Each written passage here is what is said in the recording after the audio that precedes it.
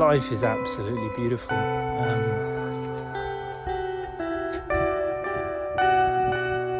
And you got to live it.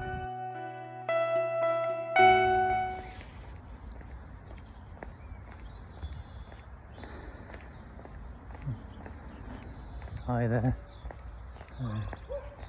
John here from Diary of a Cancer Survivor. Surviving another day, still alive, still here, and out for another walk,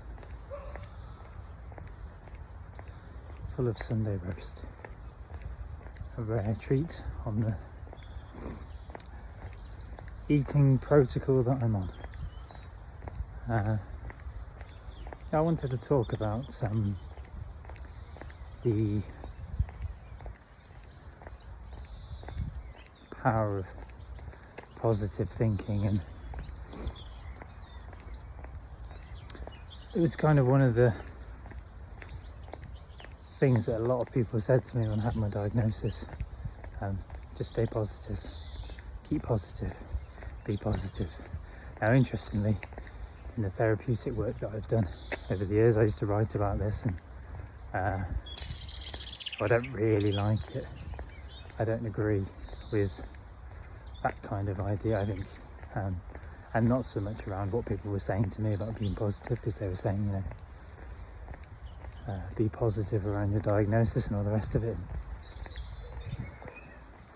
People mean well, more so when you say it to yourself.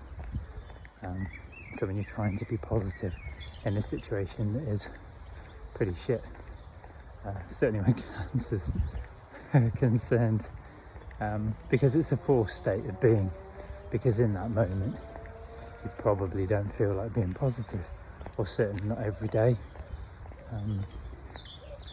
And for anyone who's listening to this, who's going through cancer, who's been diagnosed with cancer, or knows somebody who has been diagnosed with cancer, I don't think it's even take each day as it comes with it.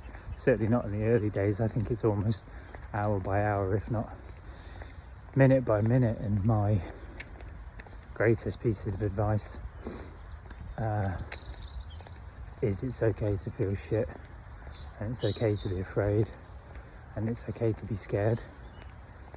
And the most powerful thing you can do is sit with those emotions, because you miss something quite important when you force an altered state, you force another state of, I don't want to even say emotion, but you force positivity. I don't even think that you can, because positivity comes when mind, body, soul, spirit, and everything is connected. That's when you feel positive, not just I feel positive, because you'll probably notice an anxiety or something else in you when you say that to yourself. We try and be positive, and that anxiety, as my teacher, one of the greatest things she ever said to me is that anxiety is, a paraphrase, anxiety is a feeling that wants to be expressed. So more often than not, when we feel anxiety, and a lot of people feel it, I'm pointing to my stomach, you can't see, kind of feel that nervousness, horrible feeling in their gut, or tightness in their chest, and that's because there's a feeling that wants to be felt and we're suppressing it, and quite often there's guilt and shame attached to it, because we feel like, if we allow our fear, for example, around cancer, but it could be anything, allow our fear or our emotions come up, and we truly feel them and express them, and we feel like we shouldn't, we feel like we should be strong, we feel like we shouldn't show our emotions, and we kind of should and shouldn't all over ourselves, instead of just feeling what wants to be felt. So I've done a lot of work over the years with people, and certainly on myself, with exploring those difficult emotions, and certainly on my cancer journey, it has been no different. I'll stop here because it's going to get noisy on the main road. It was no different. With cancer, I think cancer brings with it the obvious fear of death you know, we question our own mortality, and it's an existential crisis all of a sudden. I think death we kind of ignore. We don't think about it, we don't worry about it. We sort of know it's going to happen, but certainly at my age, you sort of hope that you've got another good 30 years in you. But it's interesting, when I had a CT scan, the nurse there said that her mum died from lung cancer in her 40s. And she said a lot of the people in their 80s and 90s, nobody's ready to die.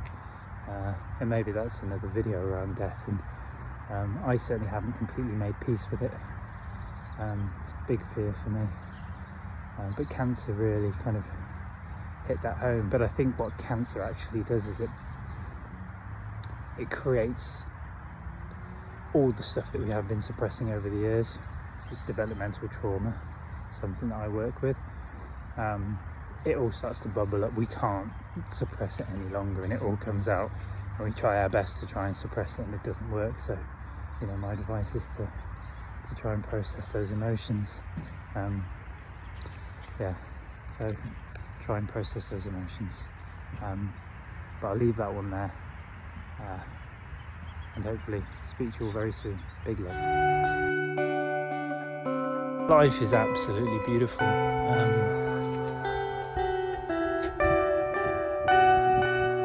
And you got to live it.